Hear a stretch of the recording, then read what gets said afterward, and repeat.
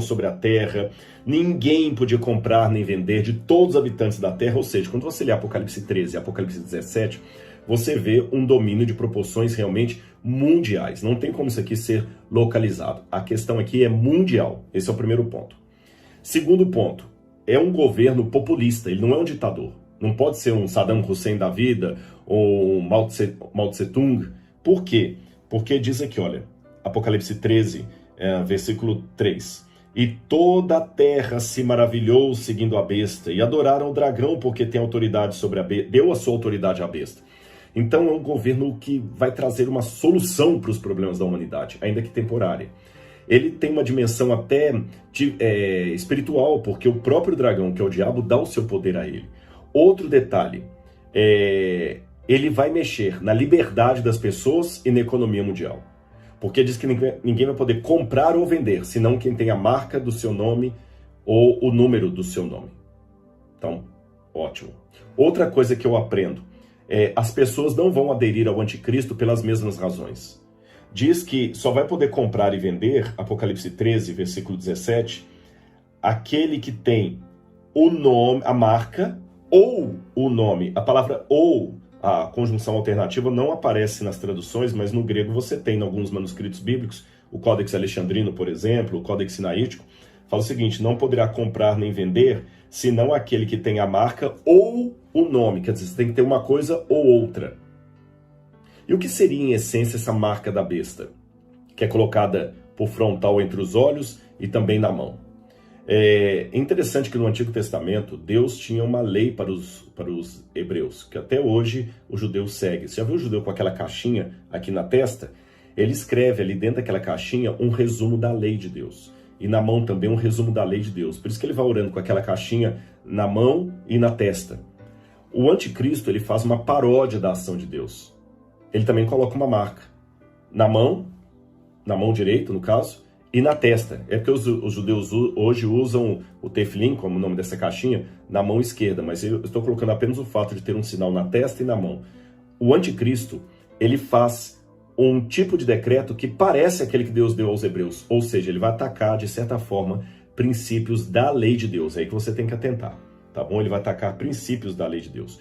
Outro detalhe que eu aprendo do anticristo é que ele também vai mexer na liberdade das pessoas. Porque se cada um tem uma marca na testa, e essa era a marca que dava a escravos. A escravos. Bom, em toda a história da humanidade, eu nunca vi fenômenos totalmente mundiais. Por exemplo, a gente fala que Roma foi um império mundial, mas Roma não dominou a China, nem a Índia. Roma não foi um império mundial, literalmente falando.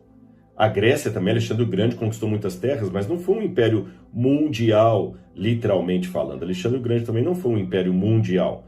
A besta tem que ser um império mundial.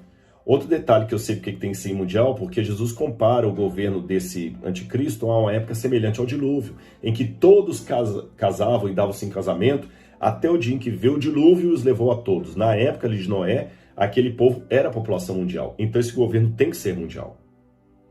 Até a Primeira e Segunda Guerra Mundial não foi de fato mundial.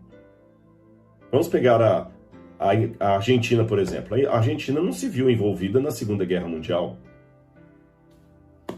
O México não se viu envolvido na Segunda Guerra Mundial. Eles chamam de mundial porque envolveu países de todos os continentes, mas não foi mundial. Agora, nessa situação que nós estamos vivendo, eu estou vendo pela primeira vez em toda a história eventos que eu posso chamar que são, de fato, mundiais. Mundiais. Não apenas de alguns países.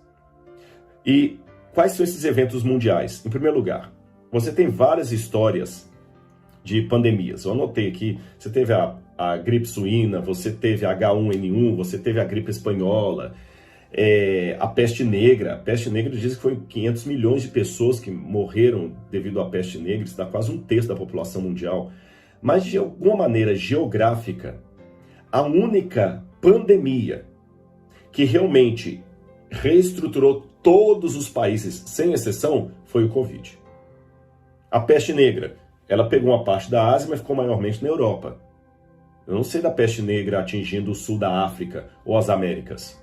A gripe espanhola, ela pegou um pouco das Américas, ela teve representações em todos os continentes, mas não em todos os países. Percebeu a diferença dessa pandemia do Covid com outras pandemias e epidemias do passado, que as epidemias são geograficamente menores? Essa é a única pandemia que literalmente eu posso falar que ela pegou o mundo inteiro. E essa pandemia que pegou o mundo inteiro, ela está abrindo proporções para acelerar um discurso que já vem de longa data e muita gente resistia a ele. Por exemplo, de um governo, ou melhor, de uma governança mundial.